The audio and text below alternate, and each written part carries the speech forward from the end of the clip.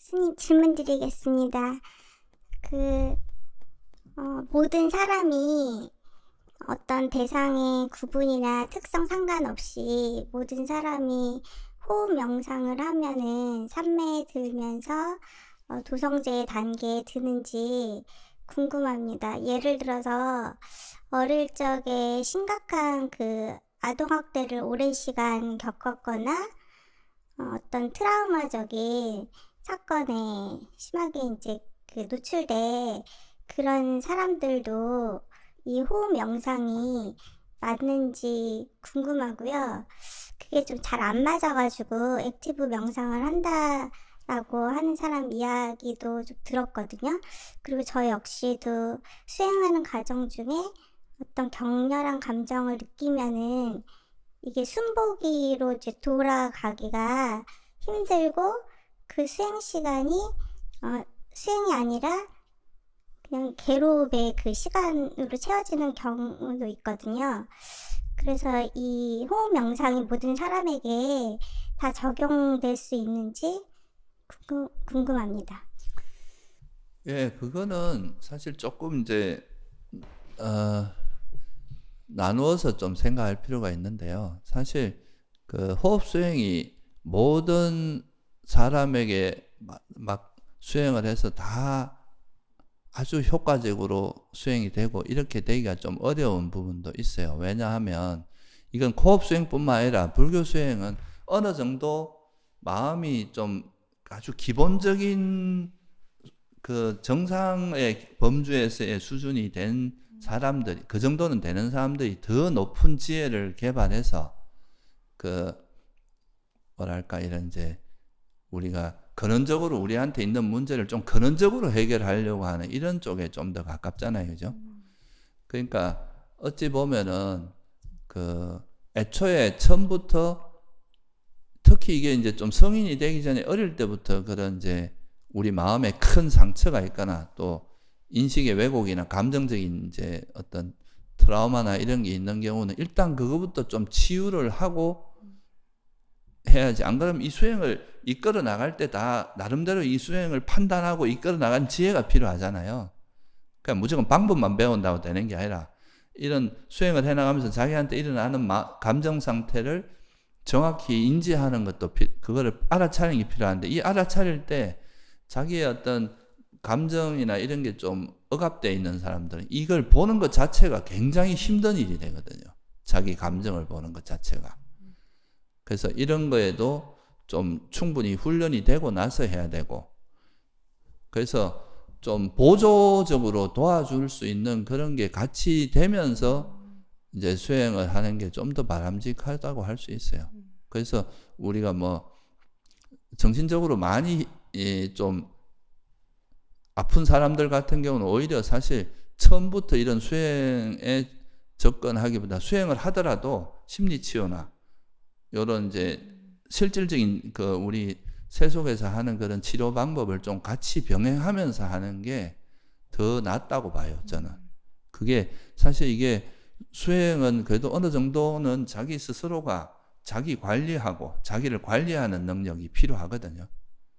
자기 건강 관리나 생활 관리, 그 다음에 뭐 이 감각 기능도 좀 단속할 수 있어야 되고, 그런데 그런 능력이 전혀 자기 하나도 자기 생활도 잘 관리가 안 되는데 혼자서 수행해라 해서 수행하기가 쉽지가 않아요. 그래서 어느 정도는 그래도 그런 걸 옆에서 좀 보조를 하면서 그렇게 하는 게 좋고, 또 그러고 수행이 꼭 호흡 수행만 있는 게 아니잖아요, 지금. 이제 호흡 수행하고 걷기 수행은 조금 포멀한 수행이고, 일상에서 자기 번뇌를 알아차리고 그 번뇌를 내려놓는 이게 사실은 굉장히 중요한 토대가 되거든요. 그래서 스님들이 처음 출가하면은 이제 처음부터 이래 수행만 시키는 게 아니라 되게 다양한 일을 시킨단 말이에요. 그리고 절에서는 정해진 시간에서 일어나고 자고 일어나고 이게 이제 자기도 모르게 그런 생활의 습관이 되고 자기를 이렇게 좀 제어하는 힘도 생기고 좀 절제하는, 하고 싶어도 못하는 게 많아지잖아요. 그러니까 더 자고 싶은데 아침에 일어나야 되고, 더 먹고 싶은데도 오후에는 뭐 오후 불식을 해야 되고, 또 뭐 주변 눈치를 봐서도 뭐 못 먹게 되고, 이런 이제 행동도 조심하게 되고, 이런 것들이 이제 사람을 다듬어 나가는 게 있거든요. 그런 게 이제 충분히 갖추어졌을 때 오히려 수행을 하면 훨씬 수행이 효과가 좋거든요.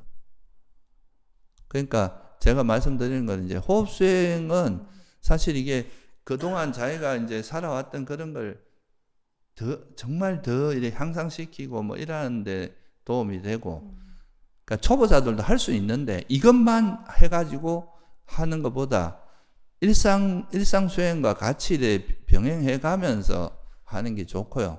또 아까 말씀드렸듯이 되게 큰 트라우마가 있거나 어떤 정신적으로 뭔가 좀 아픈 분들, 그런 분들은 치료를 받아가면서 수행하는 게 훨씬 더 효과적이에요. 그리고 이제 치료만으로는 자기 내면에 자기를 관리할 수 있는, 자기 감정을 관리할 수 있는 내면의 자기 지혜는 잘 안 생기거든요.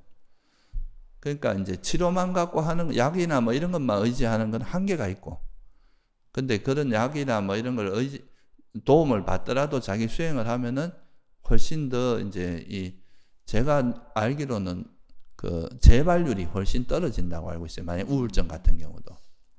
그래서 뭐 누구나 수행을 하면 그렇게 될 수 있지만 그 조건이라는 게 있잖아요. 자기가 가지고 있는.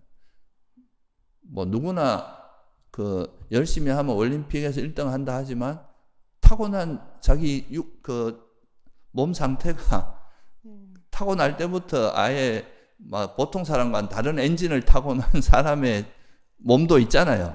그런 사람과 이길 수는 없거든요. 그러니까 이제 우리 정신세계도 타고난 자기 업 같은 게 있기 때문에 그런 거에 맞게 또 이제 수행을 하는 것도 좋고, 그런 거를 인정하고 그 속에서 내가 이제 조금씩 할 수 있는 거를 어디에 보완을 하면서 수행할지 이렇게 생각하는 게 저는 바람직하다고 봐요. 네, 감사합니다. 네. 수행만큼 또 다른 거에 비해서 자율성이 필요한 것도 드물어요. 이건 자발적인 의지와 자발적인 노력 같은 게 굉장히 중요하거든요. 군대 같으면 그냥 어디 넣어놓고 막 때리고 막 몰아가면서 해도 되는데, 이 수행은 자기 내면에 있는 욕망이나 성냄 이런 걸 다스려야 되는 거니까 그런 강압적인 방법 갖고는 안 되거든요.